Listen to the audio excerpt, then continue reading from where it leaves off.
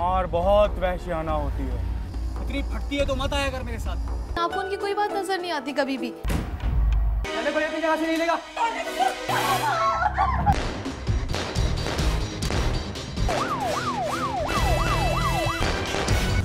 Firing के दौरान ही मैं एसएचओ को अपनी कम्युनिकेशन के थ्रू मैंने ये बताया कि अपने 3 जवानों को यहाँ से दीवार के साथ साथ पैदल भगाओ और बैक वाली गली से जो है वो आकर इसके ऊपर चढ़ें। हम इनको एंगेज करते हैं फ्रंट साइड से और लेफ़्ट साइड से, और ये घर के ऊपर चढ़ें बैक साइड से और अचानक जाकर इनको पकड़ें। तो हमने 3 जवान रेडी किए और स्ट्रेटजी यही रखी कि फायर करते रहेंगे उनके ऊपर, और वो भी जवाबी फायर कर रहे थे। तो इसी दौरान हमने 3-4 बंदों का एक ग्रुप बना के भेजा जो सिविल कपड़ों में थे। उनको घर की बैक साइड से हमने जो है वो क्लाइंब करवाया, वो दीवार के अंदर घुसे और जो पानी के पाइप्स हैं उनके ज़रिए वो घर के ऊपर चढ़े।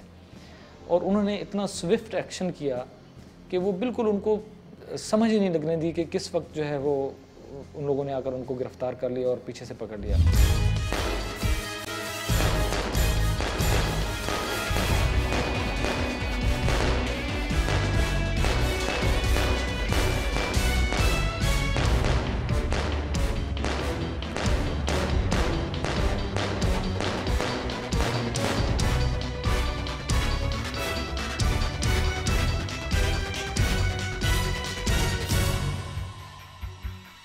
एएसपी मुर्तज़ा की हिकमत अमली की वजह से 2 डाकू बगैर किसी नुकसान के पकड़े गए, लेकिन तीसरे डाकू ने अहले खाना को यरगमाल बना लिया और उनको बाजियाब करना अभी बाकी था।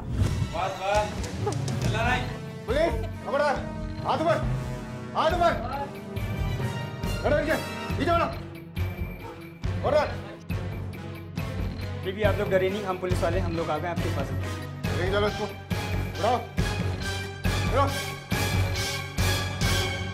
जब उनको डाकुओं को हमने मौके से गिरफ़्तार करके थाने लेके आए और जो लीगल रिक्वायरमेंट है वो पूरी करने के बाद हमने जब उनसे इंटरोगेशन शुरू की तो उन्होंने बताया कि वो उन्होंने एक रक्षा हायर किया और उस रक्षे के ऊपर जो है वो आया। इनफैक्ट वो रक्षे वाला भी उनके साथ मिला हुआ था जो रक्षे को ओन करता था। वो हमेशा ही उनके साथ आता था, बाहर वेट करता था। ये हाउस रॉबरी करते थे और उसके बाद उसी रक्षे में बैठकर ये चले जाते थे। उस रक्षा वाला जो बाहर वेट कर रहा था, ये लोग वहाँ पे आए और इनका टारगेट ये होता है कि जिस घर का भी ये देखते हैं कि दरवाज़ा खुला हुआ है, अगर दिन का टाइम है तो उस घर के अंदर घुस जाते हैं, और रात के टाइम पर जिस घर के बाहर ये देखते हैं कि अंधेरा है, ये उस घर के अंदर घुस जाते हैं। तो चूँकि दरवाज़ा इस घर का खुला हुआ था तो इनको कोई प्रॉब्लम नहीं हुई घर के अंदर घुसने की। और जब ये घर के अंदर घुसे तो वहाँ पर सिर्फ लेडीज़ थी जिनको इन्होंने यरगमाल बना लिया और बिल्कुल बड़े आराम से इन लोगों ने वहाँ पे पानी भी पिया है और आराम से बड़ी ये जो है ना वो हाउस रॉबरी कर रहे थे। बता कहाँ काटे गए थे? बता कहाँ मारा तूने? बता कहाँ किया? बता कहाँ साफ किया तूने? बता कहाँ किया तूने? कहाँ साफ किया? क्या हुआ, इसने कबूला कि नहीं? जी सर, बहुत ही ढीठ इंसान है ये। बता कहाँ काटे गए थे की तूने? बता कहाँ काटे गए थे? बता कहाँ काटे गए थे? कहाँ साफ किया तूने? बता कहाँ साफ किया तूने? बता कहाँ साफ किया तूने? जल्दी बता, जल्दी उगल कहाँ साफ किया तूने? बताता हूँ, जल्दी बताता हूँ। हम उन घरों को टारगेट करते थे जिनके दरवाजे खुले होते थे और अंधेरा होता। और बता जल्दी बता। दौरान तफ्तीश उन डाकुओं से कई इंकशाफात हुए। काफ़ी अरसे से वो डाकू एक मुनज़्ज़म गिरोह की तरह डकैती और लूटमार की वारदातों में मुलव्वस थे। मौका वारदात पर मौजूद अवाम ने अपनी आंखों से एएसपी और उनकी टीम का कारनामा देखा। उन्होंने उनको फूलों के हार पहनाए और उनकी हौसला अफजाई की। बीइंग ए पब्लिक सर्वेंट मैं पब्लिक को ये मैसेज भी देना चाहता हूँ और उनसे ये रिक्वेस्ट भी करना चाहता हूँ कि पब्लिक जो है वो बेसिकली पुलिस की आंखें होती हैं। जितना पब्लिक ताउन करेगी एक पब्लिक सर्वेंट से, पब्लिक सर्वेंट उतना ही बेहतर अंदाज में पब्लिक को डिलीवर करने की पोजीशन में होगा।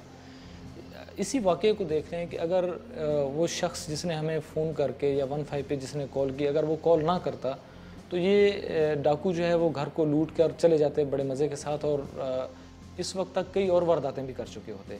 चूँकि उसने बड़ी दलेरी का और बड़ी समझदारी का मुजाहरा किया, उसने हमें इन्फॉर्म किया, उसके ऊपर हमने ये सारा एक्शन किया। तो मेरी तरफ से पब्लिक को यही मैसेज है कि we are the public servant और we want to serve public. Police काम करती भी है और करना चाहती भी है, सिर्फ़ और सिर्फ पब्लिक की तरफ से अप्रिसिएशन और पब्लिक की तरफ से थोड़ी सी सपोर्ट की ज़रूरत है। इंसान इब्तिदा ही से मोहब्बत और एतबार के नाम पर ज़िंदा रहता है, लेकिन बाज़ औक़ात यही मोहब्बत इंसान को इतना अंधा कर देती है कि उसे अपने और महबूब के सिवा कुछ नज़र नहीं आता। और अगर वही महबूब आपको ऐसे मकाम पे लाकर छोड़ दे जहां चारों तरफ मौत ही मौत हो, तो जिंदगी बहुत मुश्किल हो जाती है। और कुलसूम कत्ल केस में कुछ ऐसा ही हुआ।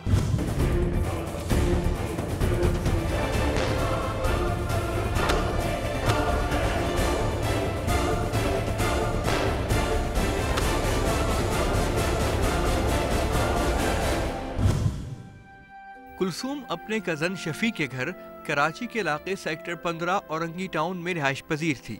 कुलसूम की 2 शादियां हो चुकी थीं, लेकिन दोनों नाकाम रहीं। शहरियार उर्फ तारिक से कुलसूम की दोस्ती एक फ़ोन कॉल के जरिए हुई जो रॉन्ग कॉल थी। उसके बाद दोनों में मुलाकातों का सिलसिला शुरू हो गया और नौबत शादी तक आ पहुंची। कुलसूम के वालिदैन की तरफ से एक मकान विरासत में मिला था, जिसे तारिक ने कुलसूम को दुबई का झांसा देकर न सिर्फ फरोख्त किया बल्कि कुलसूम को भी रास्ते से हटा दिया। इस केस के मुद्दई शफी तने तनहा इंसाफ के हुसूल के लिए कोशा हैं, जबकि शहरियार उर्फ तारिक जमानत पर रिहा है।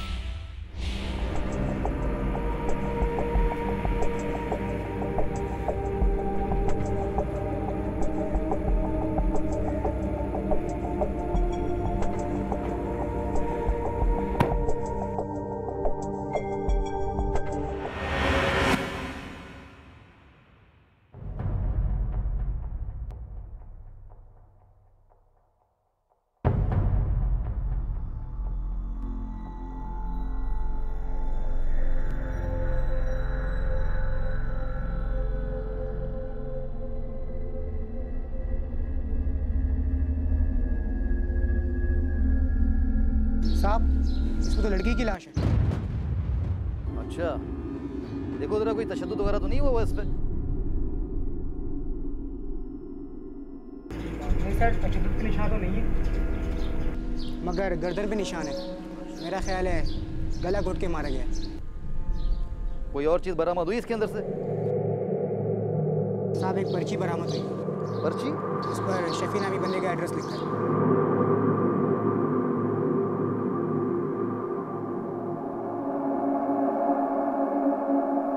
ठीक है, एक काम करो, इस लाश को जो है हॉस्पिटल भिजवाओ और इस पर्ची वाले बंदे को जरा थाने तो बुलवाओ।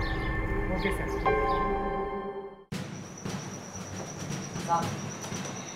लड़की की शिनाख्त हो गई है, ये लड़की का भाई है। इसी का एड्रेस लाश के पास से मिला था। बैठिए। आपका नाम है शफी? जी सर। आपकी बहन की किसी के साथ कोई दुश्मनी थी क्या? नहीं सर, अभी तो शादी हुई थी इनकी। किसी पर कोई शक वगैरह? नहीं सर, हमारा कौन दुश्मन हो सकता है? मकतूला का शौहर जो है वो कहाँ है? बाजी की पसंद की शादी हुई थी, मालूम नहीं इनका शौहर कौन है। कमाल की बात है, आपको मकतूला के शौहर जो हैं, मतलब आपकी जो बहनों ही हैं, आपको उनका नाम पता, कुछ नहीं पता? दोनों की रॉन्ग कॉल पर दोस्ती हुई थी, अक्सर बाजी छुप छुप कर मिला भी करती थी, लेकिन इस बारे में बाजी ने आज तक बताया नहीं। आपकी बहन के जो शौहर हैं उनको ढूंढने में आप हमारी मदद कीजिए। जी सर, बिल्कुल। आप हमें उनके घर तक लेके चलिए, ये आपके लिए भी बेहतर होगा और हमारे लिए भी। जी सर। ठीक है जी। मैं बाहर से खा लूँगा, देर हो गई। आप बातें अच्छी कर लेते हैं। जी शुक्रिया। कल का क्या प्रोग्राम है? जी मुझे बस स्टॉप से ले लेना। आपको ज़्यादा इंतज़ार तो नहीं करना पड़ा मेरा? नहीं, मैं तो आपके लिए सारी ज़िंदगी इंतज़ार करने के लिए तैयार हूँ।